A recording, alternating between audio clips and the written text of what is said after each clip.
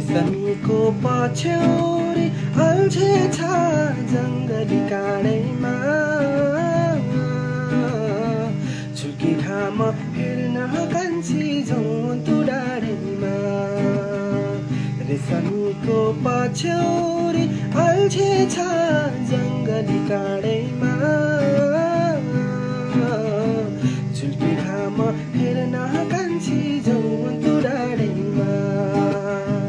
झुल्की घाम हेर्न कान्छी जौन्तु डाँडैमा